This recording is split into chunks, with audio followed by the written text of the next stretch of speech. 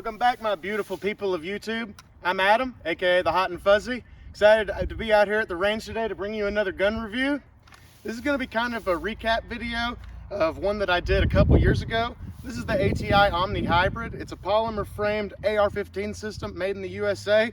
I made a video on this thing a couple of years ago, and we're well over 1,000 rounds into owning this thing, and I'm excited to show you guys what I think of it now and kind of go over some things that I've learned along the way and maybe a couple of things that I got wrong in my last video. So let's get started.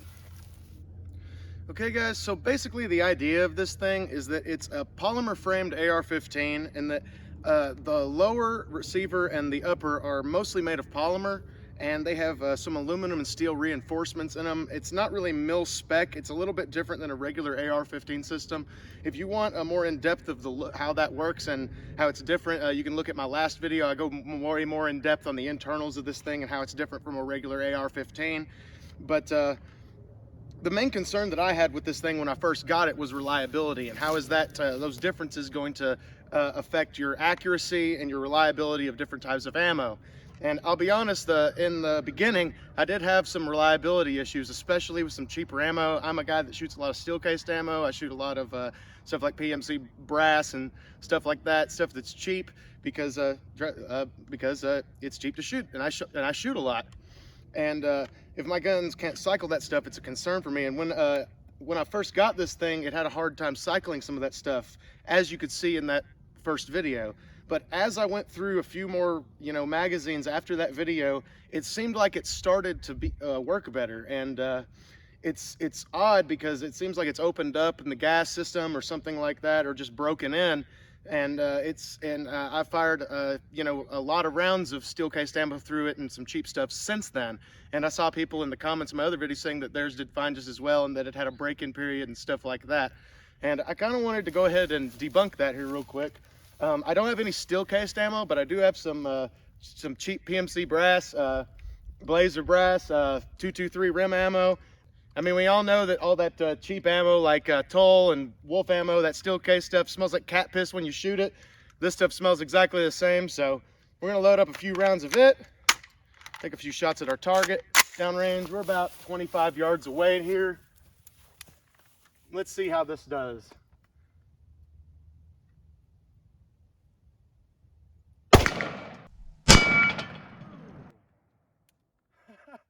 Knocked our plate off. Okay, so we somehow shot clean through the bolt that was holding the steel plate onto the target stand. Really wasn't meaning to do that, but we put a new bolt in it, so let's try again.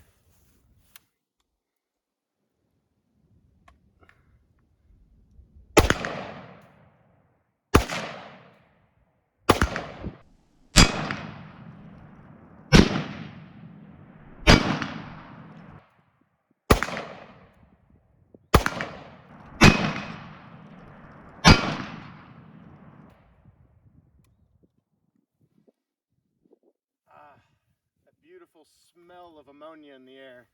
Well, as you can see, it cycled all of those cheap rounds fine. So let me move on to one other thing that I may have gotten wrong in the last video.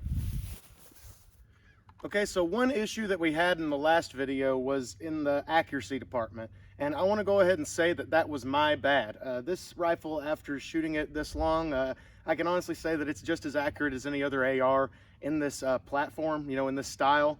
The problem was we were filming. That was literally the last scene we filmed that day after firing about 150 rounds through this thing. We had set up the thing kind of as an inside joke, this Mall Ninja setup. It had all this crap on it, kind of just counteracting the lightness of the rifle, kind of like an inside joke. No one seemed to get it, but that's okay. But after shooting 150 rounds through it, the scope loosened up. And I noticed that after I got it home, was editing the video, I went to put the rifle away and the scope was loose, and I just didn't think to put that in there, so I wanted to go ahead and correct that now. So what we're going to do here today is go ahead and debunk that. When I did that test, I was about 100 yards away, so we've moved back to that same distance, and I've got 5 rounds of Fiocchi Range Dynamics 223 loaded up in here. I'm just going to shoot at this plate offhand. It's about a 12-inch tall by 10-inch wide plate. See if we can hit this thing. So let's go.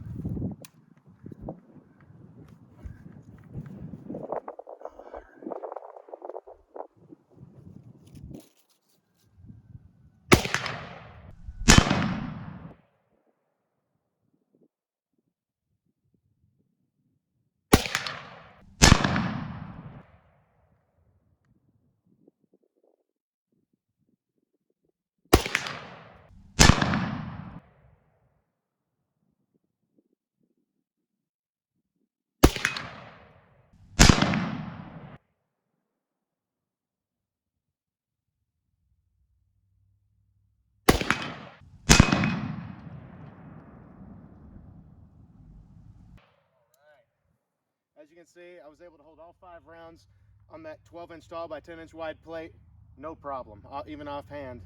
And when we did the first video, it was a full man-sized target. The shots were all over the place. The scope was walking, obviously. So I just wanted to go ahead and bust that, show you guys that I was wrong. So let's move on to one more thing, talk a little bit more about it, and wrap this video up. Okay, so a couple more things before we close this video out here. After owning this rifle for a couple years and firing well over 1,000 rounds through it, I have to say I think it's held up pretty well. There was some rumors and some pictures floating around the internet when these things first came out of the lowers cracking and stuff happening back around where the retainers are and the reinforcements are at the buffer tube, stuff like that. I personally haven't had any issues with this thing. It still seems just as tight basically as when I bought it.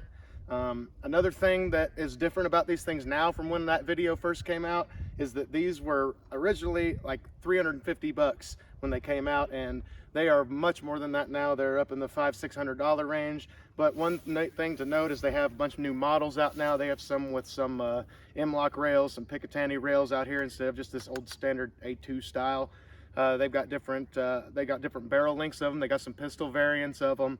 So that's something to look out for if you didn't want one in this, classic setup.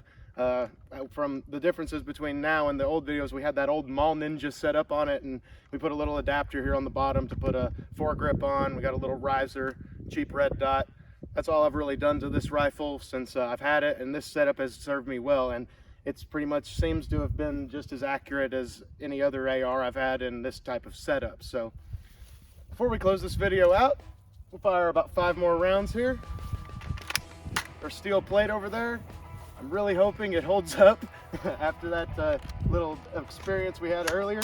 So let's close this out, guys.